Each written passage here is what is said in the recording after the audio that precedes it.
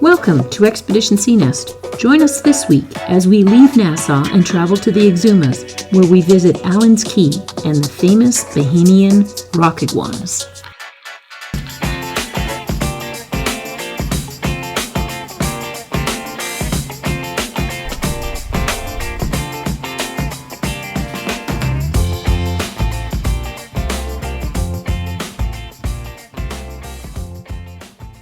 Now we have left Nassau. Nassau's maybe about 5 miles behind us now, and we're traveling at 7 knots, which is speed over ground is we're doing 8 miles an hour right now. So we're kind of going, we're in a following sea, we're running with the waves. It's going to be good on fuel. Actually, we did pretty good. We actually just fueled up. And it cost us, coming from Great Harbor in the northern end of the Berry Islands, we fueled the boat up, we traveled down, hit a couple of spots on the Berry Islands, then ran the 35 miles or 38 miles, I can't remember what it is, to Nassau, and we fueled up here. It cost us 147 US. Not bad. Now, it would have cost us more. They will charge you the credit card fee if you don't pay cash. So we paid cash for this. And so $147, that's not bad at all. We're happy with that. And we were beating the seas all the way across to Nassau, so that was definitely harder on fuel. Today we got about the same amount. We're looking at about another 35, 38 miles again to Allen Cay, which is the first key we are going to in the Exumas. But we've got a nice day. We woke up to a nice cool wind from the north.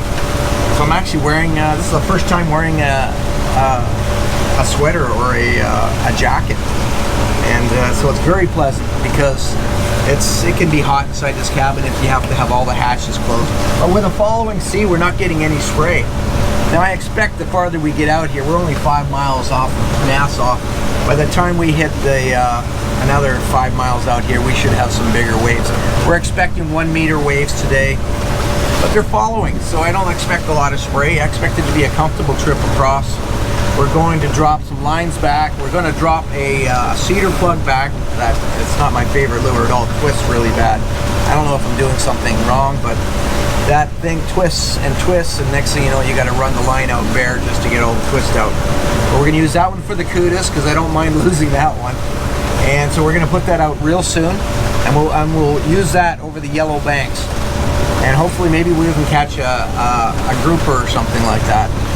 So we might actually put a Rapala out too, and the groupers love Rapalas. So, but at 7 knots, I don't know if we can run a Rapala at that speed. So that's the plan. And once we get to the deep water, we'll put our plugs out. They're the ones that kind of pop through the surface, and hopefully we can catch a mahi or some blackfin or bonita, something we can eat fresh. We still have fish in the fridge. We have no shortage of fish. Your soul, baby, I'll show you mine. Show me your soul, honey, it's way past time. How expensive do I have to be? Need I spell it out before you get it, baby? Show me your soul, and honey, I'll show you mine.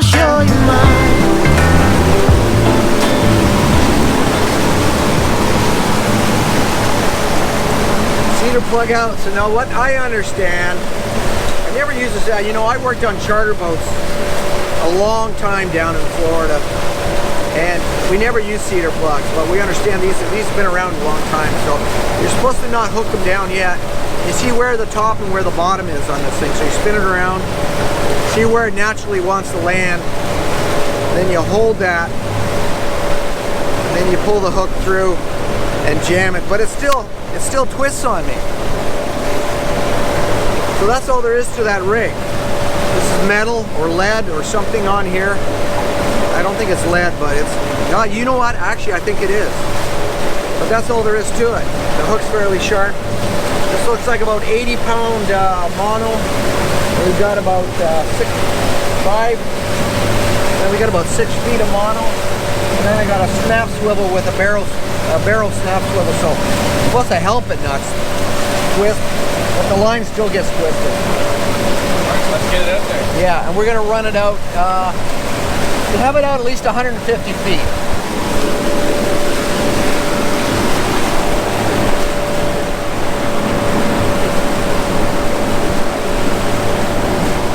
Yeah, that's about 150 feet. Here we go. We're just gonna run with that one rod for now because we are up in the shallows. The good fishing is gonna be when it drops off, when it drops from that, 30 feet down to, 120, 300 feet. That's where the fish is going to be sitting on. And then past that, those are you're going to get your pelagic species, like your blackfin, your bonita, your dolphin are going to come off there too. You can get other stuff. You could get maybe yellowfin, kingfish, other stuff.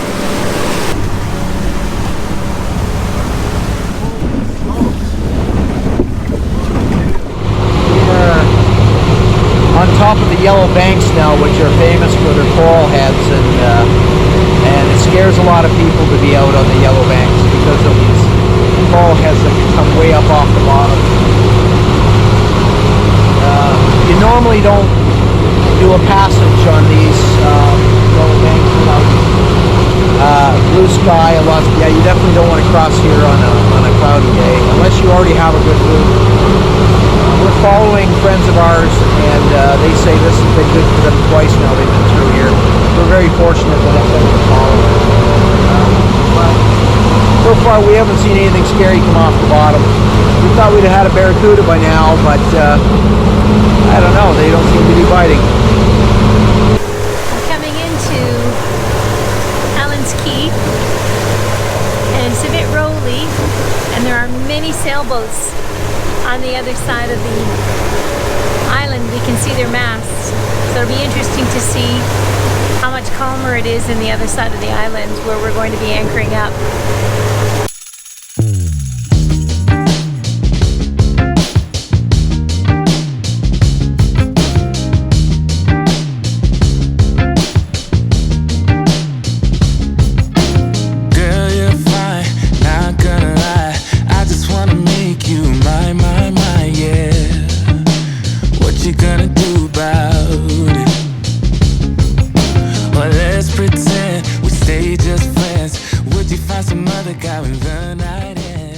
There are multiple restoration projects taking place throughout the Bahamas. One of these projects is taking place on Allen Cay.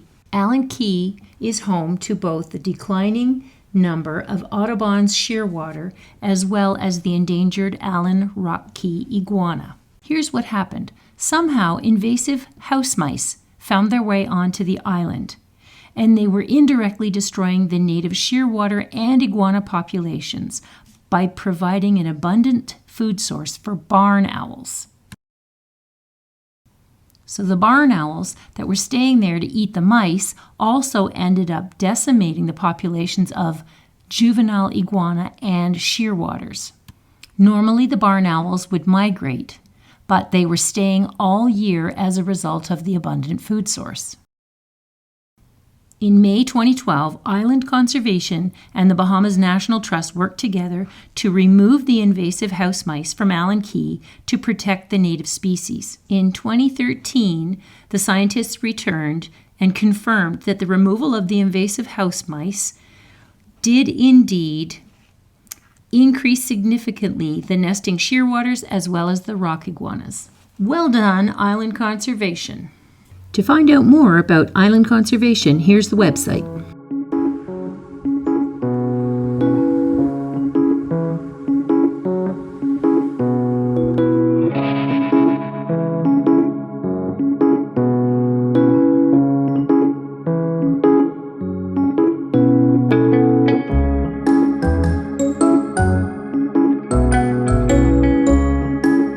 My God, that's crazy.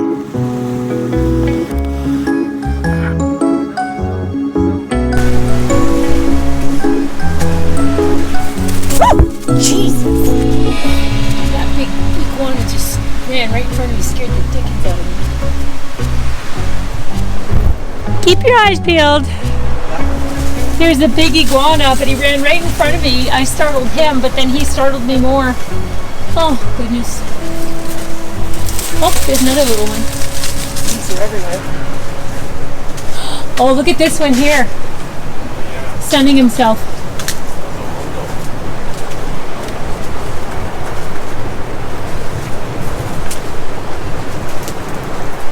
What is this? It looks like... Oh, it used to be Who's maybe. the owner? Ask him. There's a little guy right behind him. Yeah, he looks like he's enjoying himself. Yeah, he's got a nice. And there's two little guys right beside him. I want you to call me.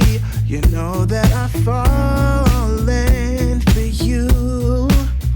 I try to give you my best, baby, but I'm afraid that it just won't do.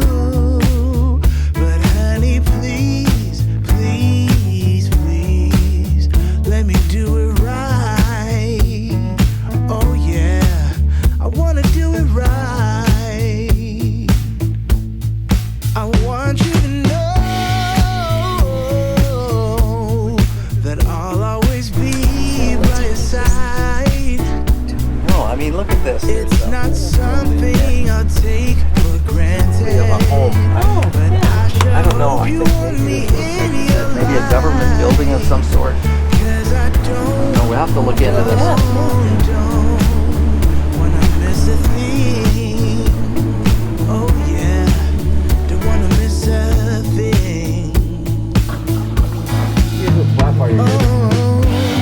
Every night I have this dream that I stand right before you.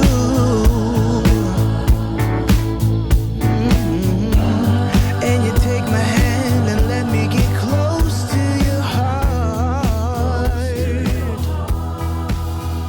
Thanks for traveling along with us this week with Expedition Sea Nest. Leave us a comment in the section below. Let us know what you thought. And if you haven't already, we'd sure appreciate it if you hit that subscribe button.